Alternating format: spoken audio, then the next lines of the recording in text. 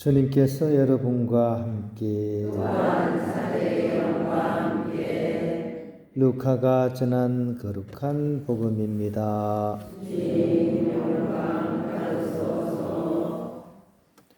그때 예수님께서는 낙심하지 말고 끊임없이 기도해야 한다는 뜻으로 제자들에게 비유를 말씀하셨다. 어떤 고을에 하느님도 두려워하지 않고 사람도 대수롭지 않게 여기는 한 재판관이 있었다. 또 그 고을에는 과부가 한 사람이 있었는데 그는 줄곧 그 재판관에게 가서 저와 저의 적대자 사이에 올바른 판결을 내려주십시오 하고 졸랐다. 재판관은 한동안 들어주려고 하지 않다가 마침내 속으로 말하였다. 나는 하느님도 두려워하지 않고 사람도 대수롭지 않게 여기지만 저 과부가 나를 이토록 귀찮게 하니 그에게는 올바른 판결을 내려줘야겠다. 그렇게 하지 않으면 끝까지 찾아와서 나를 괴롭힐 것이다. 주님께서 다시 이르셨다. 이 불의한 재판관이 하는 말을 새겨 들으라. 하느님께서 당신께 선택된 이들이 밤낮으로 부르짖는데 그들에게 올바른 판결을 내려주지 않으신 채 그들을 두고 미적거리시겠느냐? 내가 너희에게 말한다. 하느님께서는 그들에게 지체 없이 올바른 판결을 내려주실 것이다. 그러나 사람의 아들이 올 때 이 세상에서 믿음을 찾아볼 수 있겠느냐? 주님의 말씀입니다. 그리스도님 찬양합니다. 평화를 빕니다. 혹시 스톡데일 패러독스라는 그런 단어를 혹시 들어보셨는지 모르겠습니다. 스톡데일 패러독스. 패러독스는 이제 모순이나 역설을 얘기하는 거죠, 그죠? 이렇게 반대되는 것 같은데 이렇게 반대의 뜻을 보여주는 거, 그죠? 일종의 이제 이 단어는 긍정의 힘, 합리적인 낙관주의 이런 것을 얘기합니다. 이게 이제 사실은 사람 이름에서 유래를 합니다. 스톡데일, 그죠? 이 사람이 이제 원래 이름은 제임스 본드 스톡데일입니다. 007 영화 할 때 제임스 본드, 그 다음에 스톡데일이라는 이름입니다. 이분이 이제 어떤 분이냐 하면 베트남 그때 전쟁 당시에 이렇게 미군으로서 전쟁포로가 돼버린 거예요. 그러니까 베트남한테 이제 붙잡혀가지고 이제 감옥살이를 오랫동안 하게 됩니다. 그러니까 275cm와 90cm, 그러면 한 2평 될라나? 그죠?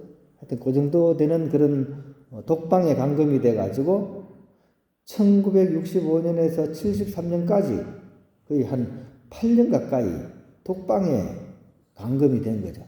감옥 중에서도 제일 힘든 게 사실은 독방이라고 그러더라고요. 막 사람들이 막 이렇게 많은 사람이 모여 사는 게 힘들 것 같은데 그게 아니고 제일 힘든 게 독방이라고 그래요. 그래서 어지간한 사람은 정신분열이 일어난다 그러더라고요. 근데 여기서 8년 가까이 살았습니다. 정말 기약 없는 그런 현실 속에서 바닥 없는 그런 실망을 겪으면서 이렇게 그 기간을 보냈는데 옆방에 같이 이렇게 투옥됐던 사람들, 동료들은 다 거의 세상을 떠났습니다. 못 견디가지고. 근데 이 사람은 끝까지 살아남은 거죠. 그래서 사람들이 어떻게 해서 이 사람이 살아남았나를 가지고 이제 연구를 이렇게 하게 된 거죠. 이게 이제 거기서 발견된 게 이제 스톡데일 패러독스라는 겁니다. 이 사람은 일단은 자기가 감옥에 들어온 현실 자체를 일단은 받아들여요. 내가 잘못한 게 있어서 어떤 거든 하여튼 감옥에 들어왔어. 이걸 받아들이는 것부터 시작을 해요. 근데 이걸 못 받아들이면 어떻습니까? 사는 건 힘들고 못 받아들이면 미치는 거죠. 근데 이분은 일단 이걸 먼저 냉정한 현실을 그냥 인정하고 받아들입니다. 두 번째는 희망을 버리지 않기 위해서 최대한의 노력을 해요. 내가 여기서 끝나는 게 아니다. 나에게도 살 구멍이 올 거야. 하늘이 무너져도 솟아날 구멍이 있으니까 나는 여기서 살 수가 있어. 희망을 계속 이렇게 이렇게 버리지 않았다 그럽니다. 이게 스톡데일 패러독스입니다. 도저히 희망을 가지기 힘들지만 그런 가운데서도 희망을 가지고 그 안에서 뭔가를 이렇게 찾아 나갔던 거죠. 이런 이 긍정적인 마음을 가진 사람은 어떤 상황과 처지에서도 긍정적인 것들을 발견해냅니다. 운동장을 10바퀴 그죠? 돌아라. 그럼 한 5바퀴 돌면 어때요? 숨 차죠? 숨 넘어갈 정도가 됩니다. 근데 부정적인 사람은 어떻게 생각해요? 아이고, 아직 5바퀴나 남았네. 그럼 이러다가 이제 숨 끊어지는 거예요. 근데 이 스톡데일 패러독스를 가진 사람은 어떻게 생각할까요?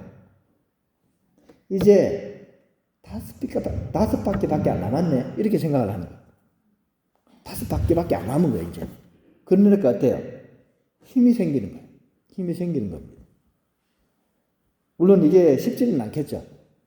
근데 이게 실제로 힘을 발휘합니다. 그래서 끝까지 살아남았다니까요. 이런 것은 우리 신앙적으로도 매우 중요한 부분이라고 하겠습니다. 오늘 복음에 가난한 과부가 나오죠, 그죠? 가난한 과부, 그죠? 한번 생각해 보세요. 가난한 과부가 이 당시에 어떤 처지일지를 한번 생각해 보세요. 남자 없이는 결코 살 수 없는 시대입니다. 요즘은 여자들이 일이라도 하잖아요, 그죠?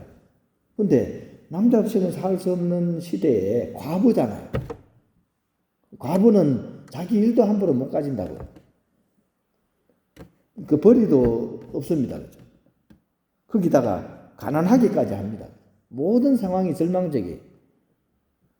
그런데 오늘 복음에서 과부는 어떻게 합니까? 그런 상황에 결코 낙담하지 않습니다.